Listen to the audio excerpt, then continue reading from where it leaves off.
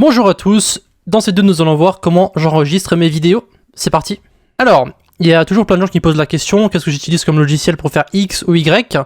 Et aujourd'hui je vais vous montrer donc mes différents paramètres que j'utilise pour faire mes vidéos. De toute façon, si vous savez ce que j'utilise, ça n'a aucune importance, quoi qu'il arrive. Donc ici, on va commencer par le logiciel que j'utilise pour enregistrer mes vidéos. Donc j'utilise OBS, classique. Donc là, voilà, donc c'est simplement une capture de display, une scène, un enregistrement, vraiment rien de compliqué. En ce qui concerne les paramètres, alors ça va être un peu spécial, surtout pour le son. En ce qui concerne les paramètres vidéo, voilà ce que j'utilise.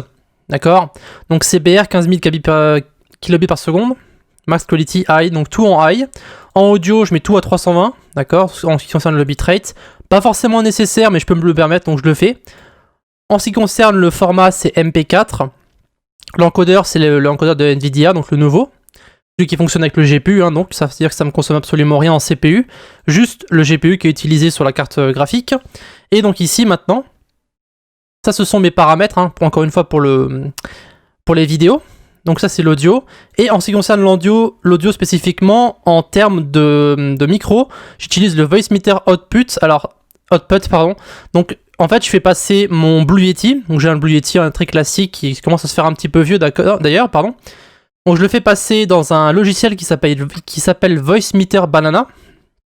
Donc c'est celui-ci. En fait, ça permet simplement d'enlever certains sons de fond. Donc ça met un noise gate en fait qui est... Alors j'ai utilisé plein de noise gate dans le passé, d'accord, que ce soit via Audacity. J'ai utilisé aussi celui de OBS. Personnellement, je trouve que le meilleur noise gate, c'est celui de Voicemeeter Banana. En plus, il faut savoir que tous ces logiciels que je vous montre ici, pour l'instant, sont gratuits. Donc OBS est gratuit, Voicemeeter Banana est gratuit aussi, et je pense qu'il le restera. Et donc, une fois que tout ça est terminé, une fois que l'enregistrement est terminé, donc j'enlève simplement Voicemeeter Banana, je finis ça aussi, j'appuie sur Stop Recording, et donc j'arrive sur mes dossiers, là où je mets mes différentes vidéos que j'ai enregistrées. Donc en général, c'est le dossier Record. Donc ici, j'ai plusieurs choses qui sont directement classées correctement pour que je puisse tout récupérer très rapidement. Donc ici, vous avez la vidéo qui est en train de s'enregistrer. Ça, c'est la vidéo de Discord.js qui a été faite donc hier. Et du coup, vous avez donc deux fichiers. Donc des fois, ça peut arriver qu'il y ait plus de 7 à 10 fichiers, d'accord? Parce que lorsque j'ai quelque chose qui ne va pas dans la vidéo, je suis obligé de faire une coupure et de modifier, de voir comment je peux corriger et de recommencer. Donc en fait, dans la vidéo, ça n'a pas l'air, mais il y a vraiment beaucoup de coupures, d'accord? Donc après, encore une fois, ça dépend de comment se passe l'enregistrement. Si l'enregistrement se passe bien, on a en général entre 1 et 3 fichiers. Et si ça se passe un peu moins bien, ça peut arriver des fois, on a entre 10 et 12 fichiers. Donc des fois, c'est long de faire les vidéos en fait. Même si ça paraît être assez court, être fait en une fois, c'est pas du tout... On va dire que c'est très rarement fait en une fois. Voilà. Ok, donc après, il faut tout mettre ensemble, essayer de rendre ça, on va dire, un peu naturel, d'accord, les coupures. Voilà. Donc... ça donne l'impression que je fais rien en fait de mon côté.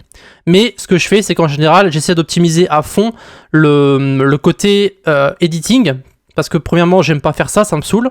Et il y a aussi le fait que ça permet simplement d'aller plus vite. D'accord ? Donc la préparation de vidéo et l'enregistrement, ça prend pas beaucoup de temps. La préparation, c'est ce qui prend le plus de temps en général. Ça dépend du cours évidemment. Le DJS ça va assez rapidement, mais la série Java est assez longue à préparer. Parce qu'il y a les différents PowerPoint, il y a le code à préparer, il y a le script, etc. etc. Voilà, donc une fois que c'est fait, je vais commencer par d'abord créer le thumbnail, donc la miniature. Alors pour ça, j'utilise Photoshop. J'ai directement 3 projets qui sont en favori ici. J'ai celui de DJS, celui de Java et les hors-série. Donc ici, vous avez le hors-série, d'accord? Donc évidemment, je vais le faire une fois que j'aurai terminé cette vidéo. Donc tout ce que j'ai à faire, c'est double-cliquer sur HS25 ici. Je mets HS26 et je modifie ce qui est écrit au milieu. Et après, tout le reste est déjà fait. Je modifie éventuellement la couleur du rectangle. Après, je sauvegarde le thumbnail. Je l'envoie dans un dossier donc, où je range tous mes différents cours. Donc par exemple pour les hors-série, je mets directement tout à la racine. Et après, donc par rapport à ça, je peux donc par exemple ici mettre dans DJS, dans Golang ou Java. Donc dans ces différents dossiers, vous avez donc plusieurs choses. Vous avez les vidéos, les thumbnails, les PowerPoint, le code source et le code là où j'écris mes différentes vidéos. Voilà, donc ça dépend en fait du cours. DJS c'est pareil, vous avez les différents thumbnails, vous avez les différentes vidéos, vous avez le code source qui est ici, et là le code où j'écris mes différentes vidéos. Voilà.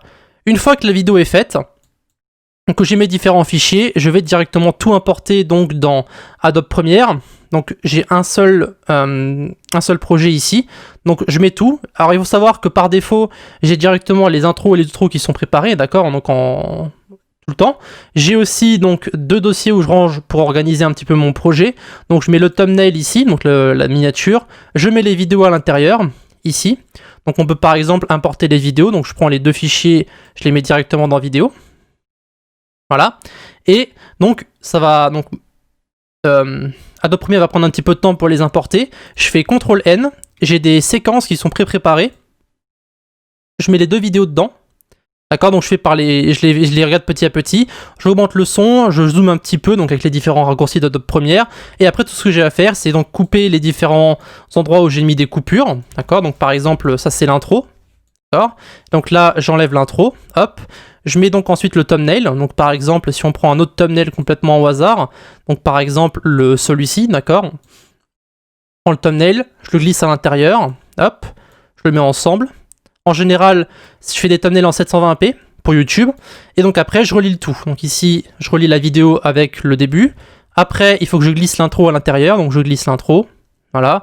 Après, je remets le plug, donc ça c'est pour la série Java, donc pour dire qu'il y a les cours payants. Après, je mets tout ensemble. On prend tout, on met ensemble, et après donc on met les différentes transitions. Donc j'ai réglé une transition par défaut que j'aime bien. Du coup, tout ce que j'ai à faire, c'est faire clic droit, appliquer la transition, et après je regarde de loin, d'accord, je regarde où j'ai des trous. Je regarde si c'est bon ou pas, et si c'est bon, je laisse. Donc je regarde simplement où il y a les différents trous, des fois je les enlève, des fois je les enlève pas, etc. etc. Voilà, donc par exemple dans cette vidéo, je sais qu'il n'y a pas de trou, il me semble, je suis pas sûr. Donc je regarde d'assez loin parce que je laisse des... Lorsque je fais une erreur, en fait, ce que je fais, c'est que je laisse des espaces dans la vidéo. Par exemple, ici, je sais pas s'il y a une erreur ou pas. Voilà, ça dépend. Donc en général, ce que je fais, c'est que je laisse un espace assez grand. Ici, par exemple, j'ai fait une coupure, donc c'est là que je rajoute le deuxième fichier. Et donc je continue à tester. Donc là, on peut voir que si on regarde la vidéo, on peut voir qu'il n'y a pas de grand trou dans la vidéo, d'accord? Ce qui veut dire qu'en gros, il n'y a pas eu de problème. Mais des fois, il peut y arriver qu'il y ait plusieurs fichiers et qu'il y ait aussi plusieurs trous dans la vidéo. Donc après, il faut tout mettre ensemble, tout faire, etc. etc. Vous pouvez voir qu'ici, il n'y a pas l'air d'avoir des problèmes, à part peut-être à ce niveau-là où il y a des choses à régler. Bref, donc ça peut être des comme ici par exemple, ça c'est un gros c'est-à-dire que ça fait un gros son dégueulasse. Donc c'est des choses que j'enlève. Donc j'enlève, tac tac, et hop, j'enlève. Et je remets ensemble. Voilà. Donc il y a quand même un petit peu d'editing, pas grand chose, puisque encore une fois, je préfère préparer le terrain, si vous voulez, pour l'editing, parce que comme dit, c'est quelque chose que j'aime pas forcément faire, donc c'est quelque chose que je fais en sorte de pas en avoir ou presque, d'accord? Et après évidemment il en reste toujours, ça peut arriver.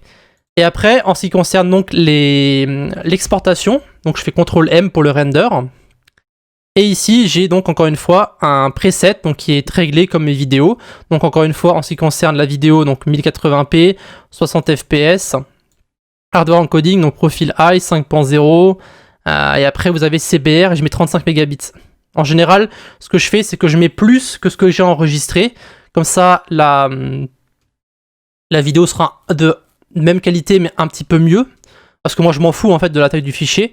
Et ensuite, vu que YouTube a son propre encodeur et qui va en fait dérégler un petit peu la vidéo, ce que je fais, c'est qu'en général, j'essaie d'adapter les problèmes que YouTube va avoir pour faire en sorte que la vidéo soit de bonne qualité. Donc par exemple, le bitrate, je le mets un peu plus haut que ce qui est conseillé par YouTube. Comme ça, ils vont pas me casser ma qualité. Et je fais aussi en sorte de régler la couleur de l'image. Donc ici, je unlink. Et j'ai des presets, je mets 0,2 en exposure, -3 en contraste, ça rend l'image un peu plus claire et ça permet en fait de régler ce souci de YouTube qui met mes vidéos à moi en tout cas un peu plus sombres sur YouTube. Du coup, je suis obligé d'augmenter un petit peu la lumière en local, comme ça règle en fait les problèmes que YouTube peut avoir, que ce soit au niveau de la qualité ou au niveau de l'image, la qualité de l'image. Voilà, donc j'essaie de faire de mon mieux à ce niveau-là. Et après, évidemment, lorsque j'ai tout terminé et que j'ai tout édité, je mets l'outro ici. Et voilà. Après, évidemment, ça dépend de la vidéo que je fais, d'accord? Mais en général, pour les vidéos de YouTube, c'est comme ça que je m'y prends. Voilà, et donc après, les différents réglages sur YouTube, description, titre, etc., etc. Là, je pense qu'il n'y a pas vraiment beaucoup de problèmes à ce niveau-là.